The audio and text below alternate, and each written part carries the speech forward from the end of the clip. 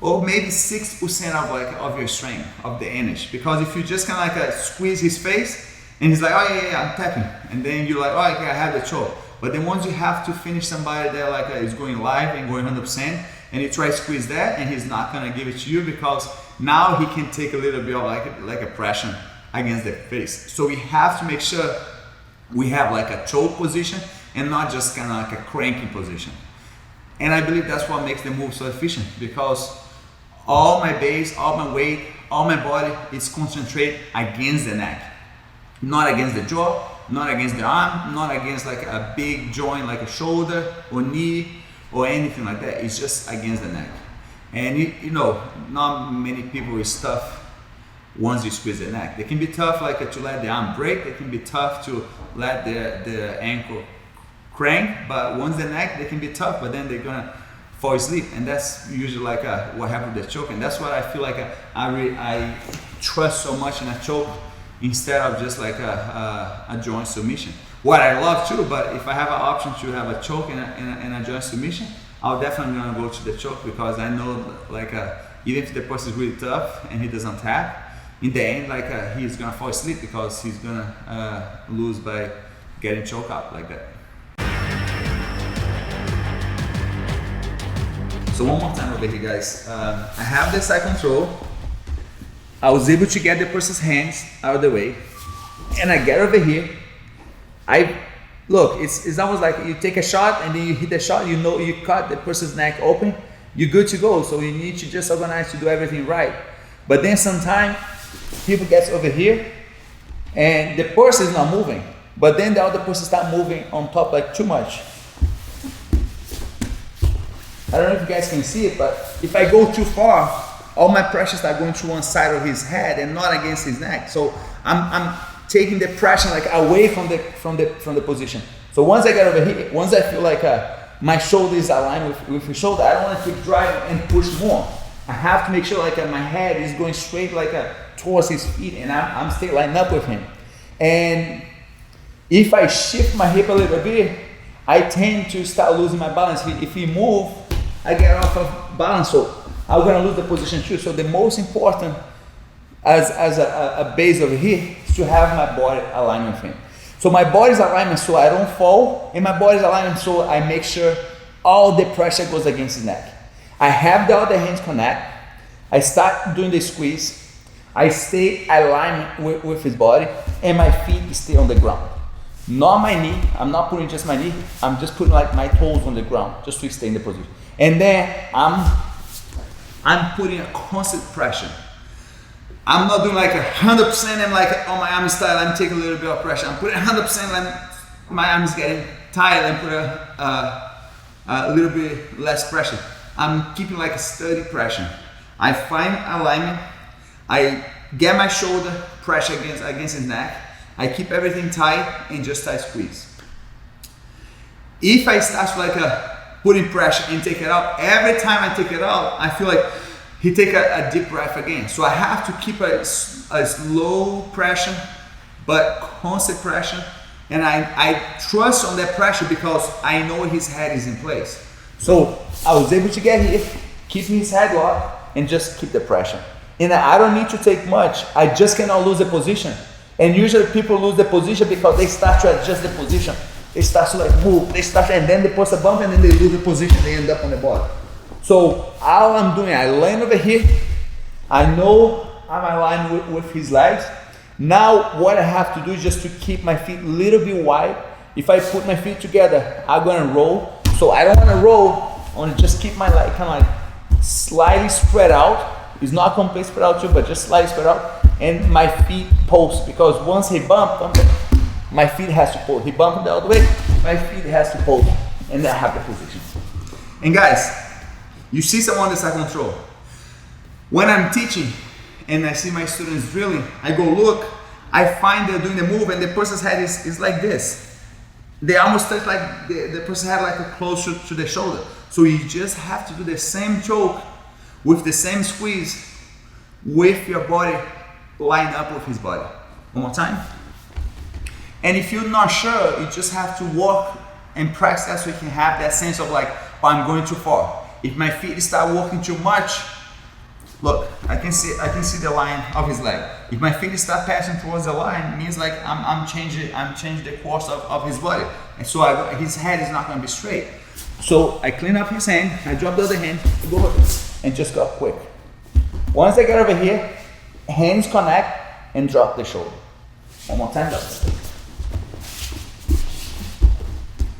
I clean up, swing, drop, and stop. This hand, like I said, if I take too long to connect, I'm gonna lose the choke because he's gonna break out. So this hand has to be quick, tucking. As I'm getting over here, I just drop my shoulder. My feet is still on the ground, and I just maintain like a steady squeeze, because has to be the type of squeeze that can last long. I feel, I never count, but I feel when I do the choke, I do the type of squeeze that I feel like I can hold maybe 2 minutes, that choke. I can hold that choke like I'm not going 100%, I'm going like a 6%, maybe 7% if the person is really tough. But most like I'm just like, I feel I can hold maybe 2 minutes on that choke. I don't think if I have a perfect choke, I don't think nobody really lasts that long, because it's like a choke. It's like you have your head under the water, you're not breathing. But like you're gonna have the other person like get it choked if you just keep a steady pressure. And then obviously like that's what you want. You want to make the other person back from there. But first, you have to make sure you have your body alignment with his body. Next time over here, I want to go over a detail that is very common to people making mistake. They try and make like a strange grip, a complicated grip. So what I like to do over here is like or you do the seatbelt grip, what is a very easy grip, or you do like the gable grip, what is just palm to palm and no tongue. I just hide my tongue. But I started doing it with the seatbelt grip because that was probably like my best move before. I just like so much the seatbelt on the back. But then when I went to the north-south choke, I was getting successful with this. But then soon people start to block to me connect my hands. And then I realized like if my hand cannot go on top, I can get my hand on the bottom. And if I have the person on the back, on the side, I go over here, I clean up his hand,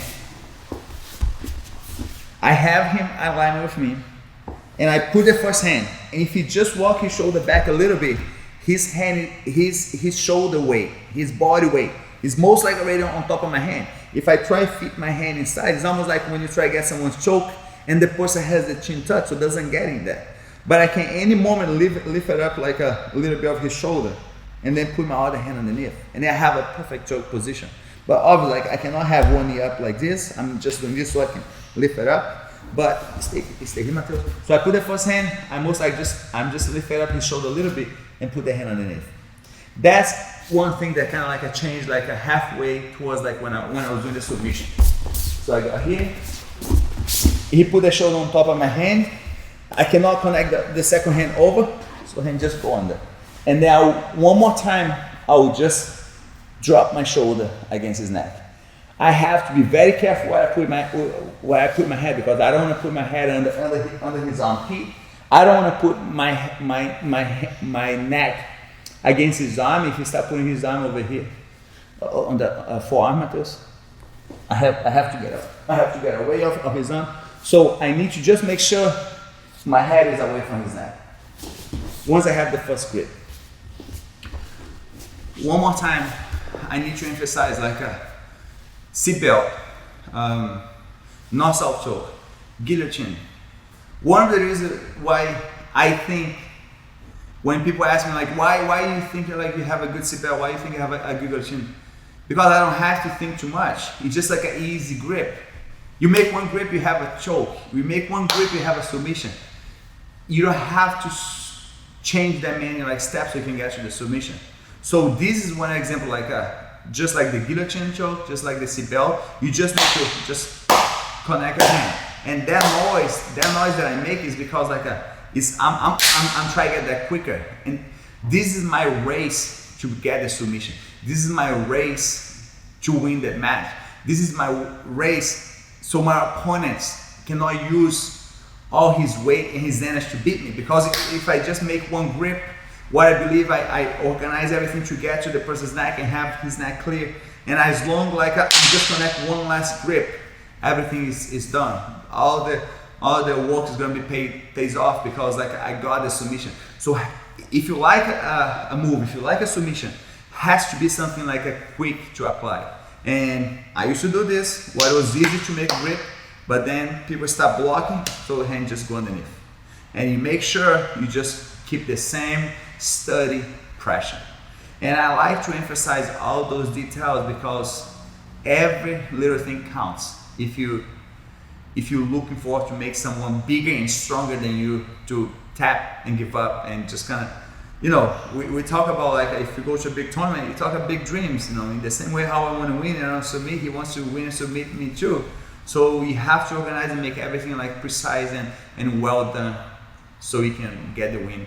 And hope get a win just not by get an advantage or by points. You make the person give up, you don't have to wait to a referee decision to give you a win. So that's why we work so hard to we just kind of be able to make something easy and apply that when you need to. People always ask me like, oh, how I can get this squeeze, how I can get a good squeeze. And I gotta say like,